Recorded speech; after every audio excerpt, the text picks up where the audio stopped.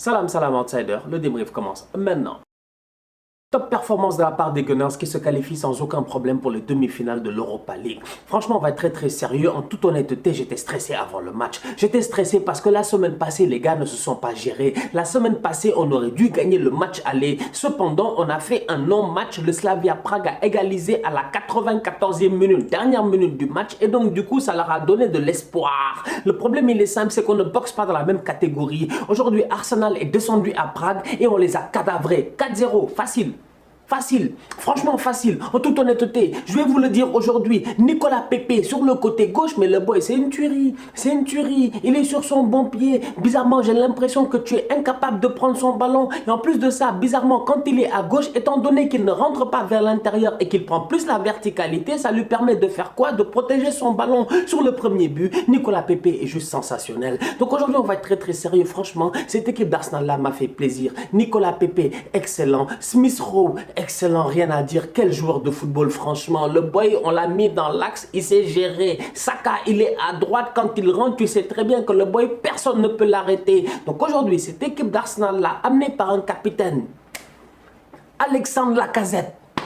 C'est la meilleure saison de Lacazette depuis qu'il est à Arsenal. Il est à un but d'égaliser son meilleur total de buts de je sais pas quoi depuis qu'il est à Arsenal. Alexandre Lacazette, je dis bien, n'arrête pas de marquer des buts constamment. Le week-end passé, il m'a mis un doublé. Aujourd'hui, il arrive, il me remet un doublé. On va être très sérieux. Ce week-end, Inch'Allah, il me mettra un doublé. Aujourd'hui, on va être sérieux. Quand même, quand tu es un fan d'Arsenal et que tu as autant galéré la semaine passée devant une prestation qui était médiocre et que tu vois ton équipe mener après même pas 30 minutes 3-0, tu es soulagé. Au niveau du Slavia Prague, franchement, ils ne se sont pas gérés. Parce qu'aujourd'hui, le Slavia Prague n'a pas été une grande équipe. Sur le terrain, ils n'ont pas été une grande équipe en dehors du terrain. Il y a un de leurs joueurs, Kudela, je pense qu'il s'appelle Kudela. Il vient d'être suspendu, je dis bien, pour 10 matchs. 10 matchs. Parce qu'il a été raciste dans le match qui les a opposés aux Glasgow Rangers, si je ne me trompe pas, dans le tour précédent. Le joueur-là a été suspendu pendant 10 matchs. Aujourd'hui, les joueurs d'Arsenal, on arrive en début de rencontre, on se met à genoux. Black Lives Matter.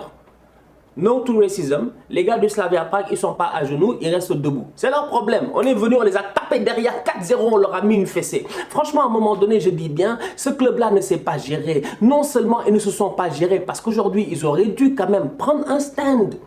Mais prends position. Franchement, ton joueur a eu des mots racistes dans un match d'Europa League. Il vient d'être suspendu cette semaine pour 10 matchs. L'équipe que tu accueilles arrive, elle fait un Black Lives Matter, tu refuses de faire le Black Lives Matter. Franchement, ils sont pas sérieux. Je m'en fous. Ne me dites pas que c'est leur culture ou quoi que ce soit, ils ont fait un truc.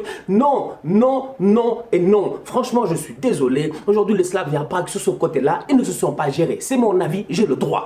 Le deuxième point que j'ai à amener sur cette équipe-là, c'est qu'en termes de football aujourd'hui, mais qu'est-ce qu'ils ont proposé? Franchement, Arsenal, aujourd'hui, on a joué contre un mur. On a joué contre un mur. On leur donnait le ballon, ils nous redonnaient le ballon. Quand tu frappes contre un mur, le mur fait quoi? Il te redonne le ballon. Bah, c'est ça qui s'est passé sur le terrain, franchement. Le Slavia Prague, ils sont incapables d'enchaîner, je dis bien 3-4 passes. Ils sont incapables de créer quelque chose. Et pourtant, latéral gauche aujourd'hui au niveau d'Arsenal, c'est qui? Granit Xhaka. On n'a même pas mis notre équipe normale. C'est même pas Tchadé Cédric, c'est Granit Xhaka. Ils sont incapables de créer la différence. Franchement, le Slavia Prague, je suis désolé. C'est pas parce qu'ils ont égalisé à la 94e minute au match aller et tout ça là que ça voulait dire qu'aujourd'hui il allait se passer quelque chose. Parce qu'aujourd'hui, il ne s'est rien passé.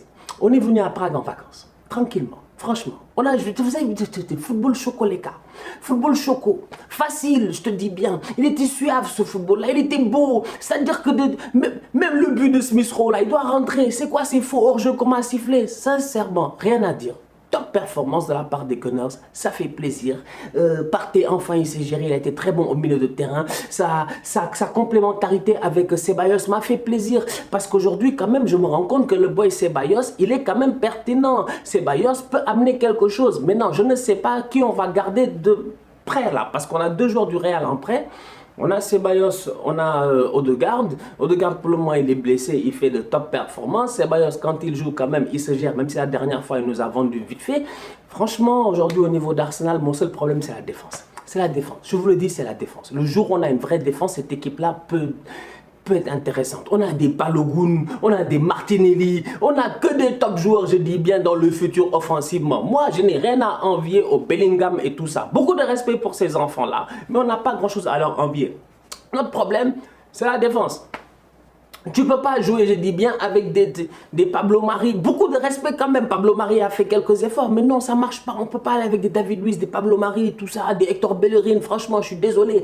On a besoin de vrais défenseurs, des Upamecano, des gars comme ça. C'est difficile de les avoir parce qu'aujourd'hui, c'est les grands clubs européens qui se battent pour ces boys-là. Mais sincèrement, Arsenal doit aller chercher de top défenseurs. Et je vous dis, le jour où cette équipe-là aura de top défenseurs, il se pourrait qu'enfin on commence à fournir un top football. 4 matchs d'affilée, on a marqué plus de 3 buts. Offensivement parlant, je vous dis, on est bien. Manchester United a gagné sans aucun problème 2-0 aussi face à Granada. Même score, match aller, match retour, tranquille. Ils vont jouer contre la Roma. La Roma s'en est sortie. Les Romains, quand même, ils s'en sont sortis sans... Voilà, ils ont échappé. Franchement, ils ont échappé. Parce que les Romains, on va être honnête, aujourd'hui, ils ont joué face à un Ajax qui aurait dû gagner ce match-là. Un Ajax qui a vraiment proposé un très beau football. Ça veut dire que Ten Hag, il est fort. Franchement, Ten Hag, c'est un top coach. Quand tu vois le football que les gars font, tu te dis, mais lui, donne-lui des bons joueurs, tu vas voir. Donne-lui des bons joueurs, tu vas voir. Donnez-lui de bons joueurs. Le gars, il a des brebis. Franchement, des brebis.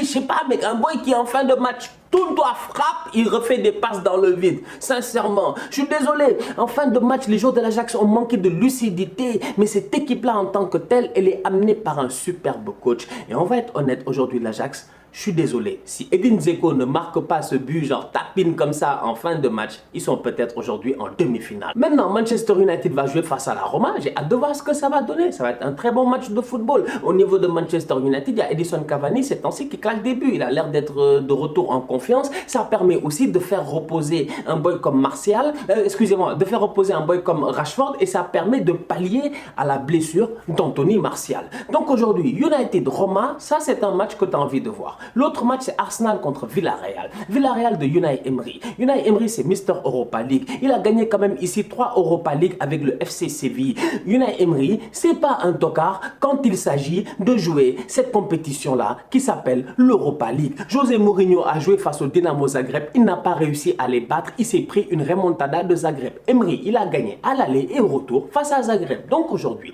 Arsenal qui va retrouver son ancien coach Emery, il y a de quoi avoir peur. Franchement, il y a de quoi être un peu stressé. Parce que Villarreal, là, I don't know. Je sais pas, c'est des Espagnols. C'est compliqué. On va jouer au football avec eux, ça va être très très difficile. La dernière fois qu'Arsenal a joué Villarreal, c'était en 2006, au temps des Riquelme, tout ça, je me rappelle. Voilà, on avait gagné. On n'avait pas gagné 1-0, un but au retour. Je pense qu'on a gagné 1-0 avec un penalty. Il y avait un penalty de Riquelme. Ça fait longtemps. Juste après, on perd la finale face au Barça sur un but de Belletti. Ça, c'est la pire déception de ma vie parce que ce match-là, c'est une top performance de la part des Gunners, une top performance de la part de Thierry Henry. Malheureusement, je dis bien, on manque de chance en fin de match. En début, nous avons 2 buts. Premier poteau, Almunia, franchement, que des tocards. Bref, Arsenal a joué Villarreal il y a près de 16 ans. La dernière fois qu'on a joué Villarreal, on est allé en finale de la compétition. Et on a perdu la finale de la compétition durant les 10 dernières minutes. Cette fois-ci, on va jouer Villarreal. J'espère qu'on va les taper. Et j'espère qu'on va retrouver Manchester United en finale d'Europa League pour les taper eux aussi. Voilà. Bon la famille, on se capte dès ce week-end pour de nouveaux débriefs. J'espère que vous serez là parce que je serai là. Il y a le Barça qui va jouer face à Bilbao. Les Catalans devront tout faire pour essayer de ne pas faire une saison blanche. Franchement, gérez-vous. Gérez-vous. Saison blanche, ça va faire... Si vous faites 2 ans, 2 saisons blanches quand même, on ne va pas vous rater. On ne va pas vous rater les Catalans. J'espère qu'ils vont sortir une top performance. J'ai hâte de voir Ousmane Dembélé face à qui? Iñaki Williams. Parce que là encore, tu auras de gros chocs. Barça, Bilbao, les Catalans contre les Basques. J'espère que vous serez là. Je serai là. En Angleterre, il y a aussi un gros match. Chelsea, Manchester City. Donc la famille, on se capte dès ce week-end. D'ici là, continuez à liker, on continue à partager, on s'abonne, on est ensemble, on reste en santé.